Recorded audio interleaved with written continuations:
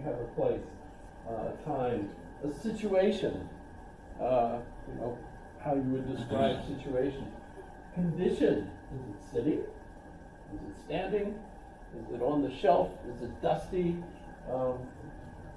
Action, what's it doing? It's throwing a pass. It's flying.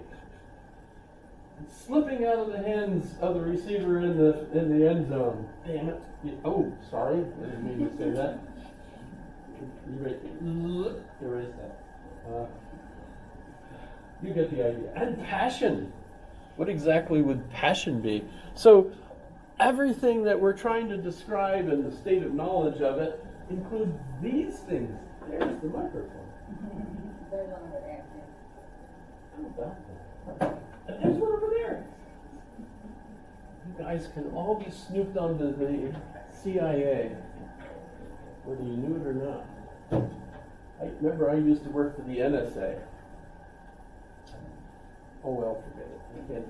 You don't know who they are, right? There's no such agency. So forget that. Okay, so these are the 10 categories. What is passion? What would you consider passion? Yeah, what would Aristotle consider passion? Let's find out. I'm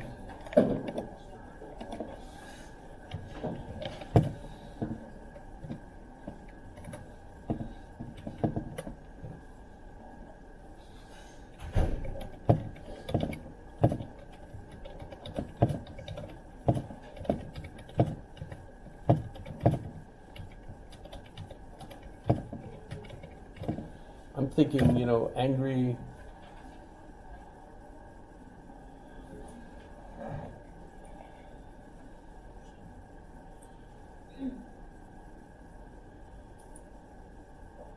Things undergone by a subject. They are often considered as affections or states that involve some kind of change, like being angry. That's pretty much what we mean by passions. And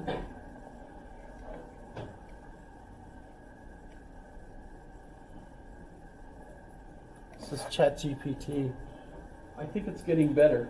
I remember the first couple of times I used it, it simply was wrong about stuff. But it seems to be getting better. Eventually, you won't need professors. You'll just have your ChatGPT license and learn everything you need that way. Yes? You can pick your own voice. You want it to be a sexy Korean woman, or you want it to be John Wayne. Did you hurt yourself? You still laughing? Yes. Okay. I have a friend who picks that. He's 84 years old. His birthday was yesterday. All he wanted was French donuts. So I went to Golden Donuts, and did you know they're closed? Beignet. Beignet? Beignet. That's the French donut, the beignet. Is that what they're called? Mm-hmm. They're hard to find. They're real hard to find. They're really good. Well, I failed miserably at finding French donuts, so I went instead to the Diamond Mall thinking there's got to be something here that I can find, and I found a cookie shop with one Korean lady standing behind the counter in the dark, making new cookies. With this, variety of very few, but some cookies, and I said, I need cookies. And so I bought 12 cookies, a variety of them, and I dropped them off for him and apologized that they weren't French donuts. Beignets. Beignets. Your best bet would have been the masalas, which are like a Samoan donut. It's on Ingra in a blue building. If you want to make it up. Thanks for that. I'll have to remember that. Okay, so that's what passions are. Thank you, ChatGPT. Next thing. Besides that, if you had had the chance of reading well,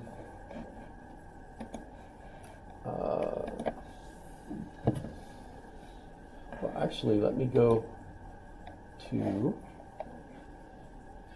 Oh, and before I forget, let me point out that the quiz question for today is, can you give me a true sentence? Get it? give me a true sentence. Because I would say that Aristotle is the one who invented what a true sentence was. But if you go to the Metaphysics, then I have that. Ah, here we go.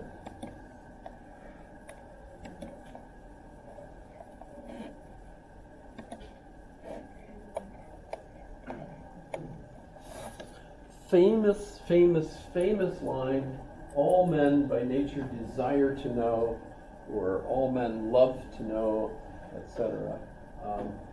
Even today we refer to our species as Homo sapiens sapiens, right?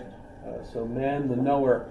You might have some varieties. Frederick Jameson refers to us as Homo neurons, which means man the storyteller, which is kind of interesting. But we love to know. I've actually met some people that I don't think that applies to. But, you know, that's a whole other thing. So, in this book, he describes what he calls causes. That usually throws people.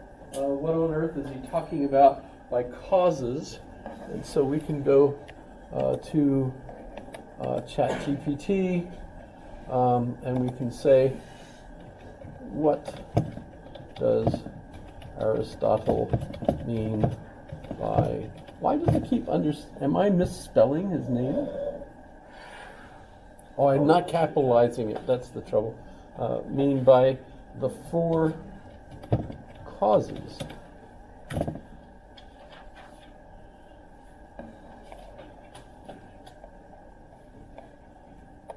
So, what are they? Let me actually do something. This is a throwback. It shows that I'm old, and I'll use the board for this.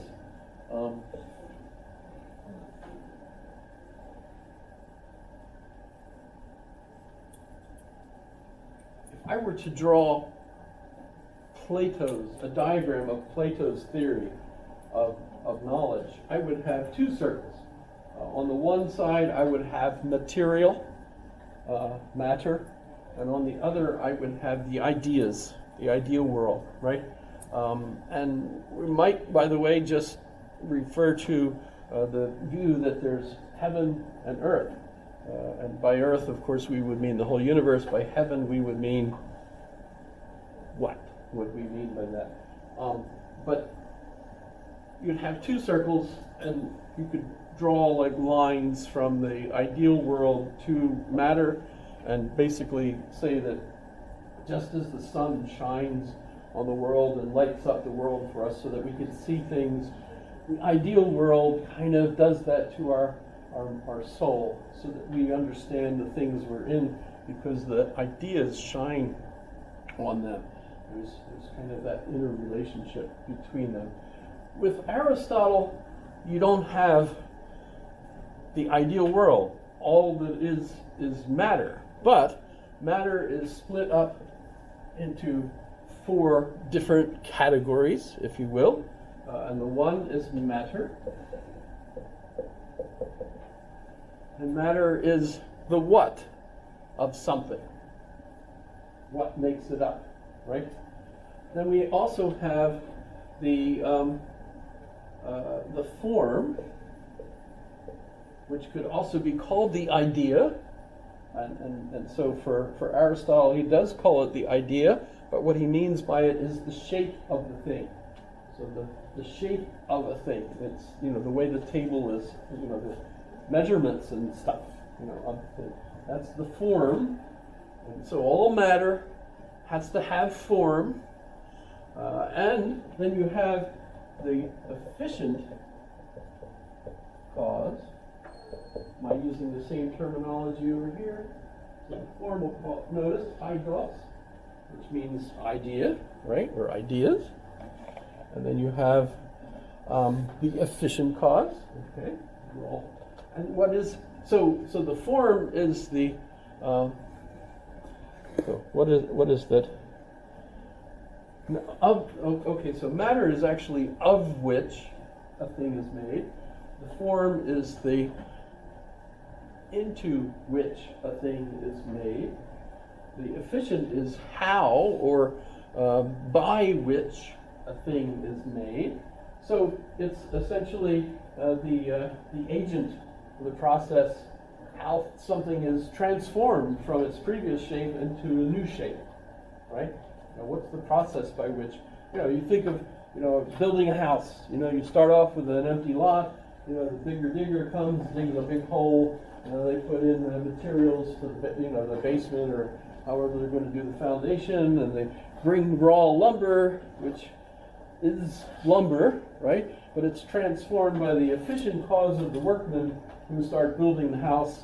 And then you get to the final cause, which he often calls the final cause, but can also telos, remember Aristotelos, so the best purpose is, so you've got, what is the purpose of the thing? Everything that exists has a purpose and a place in Aristotle's view of the universe, right? So you could call it the telos or the final cause, right? And so this is another aspect of what we're studying when we're learning something, is these four causes. And by the way, in the text where this shows up, he gives us a history of the pre-Socratic Greeks, including up through Socrates and Plato, right? And the way he does this, and by the way, that's the main reason we know anything about them, is because we have quotes from them in the Metaphysics of Aristotle, right? There are some sources other than that, and who knows, we might eventually find more because of archaeology always coming up with new things. New cemeteries where, there's all kinds of clay tablets, from the Babylonians and so on. So that's absolutely fascinating. But as we're reading through the Metaphysics, we end up learning that Thales, I could go back to Thales, Intro to Philosophy. I could go to my lecture 1, what is philosophy, etc. Why study it? And we've got the ancients, right? So Thales, Thalo by the way means water, right? And what is Thales' arche, the basic building block of the universe? It's water. Amazing how that works, isn't it? Anaximander, I never remember looking his name up, but we end up with the infinite. Concept of the infinite, it's even rarer than water. Then we get Anaximenes, we've got air, that's even more rare than water. The Greeks are trying, generation by generation, you look them up. Thales lived about 40 years before the others, so this is like spreading the idea of, what's everything made of? Heraclitus gives us fire, and so you can see we're on our way towards earth, air, fire, and water, right? The four materials that the Greeks thought. Aristotle will accept those four. As far as he's concerned, there are four basic materials: earth, air, fire, and water. And he adds a fifth one, the fifth element, which is not a cute redhead. You saw the movie, right? It's instead the ether that's up in, basically holding up the things out in space. We don't have ether down here for Aristotle. But by the way, for medical science, this is kind of important, because even up to George Washington, when he went out for a ride around his estate, came back in, and he had probably pneumonia, and the doctor came and took a pan of blood out of him.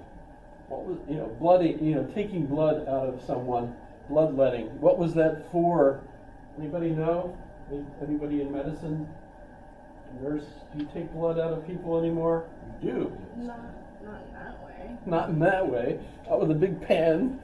In that case, the theory was that you're letting all of like the disease or toxins, whatever it is out. Now you take it out to test it to make sure what's going on. Well, and part of it, I think, was if you have 4 elements in you, and too much air makes you a philosophy professor because you just want to talk all the time. Too much water makes you cry all the time.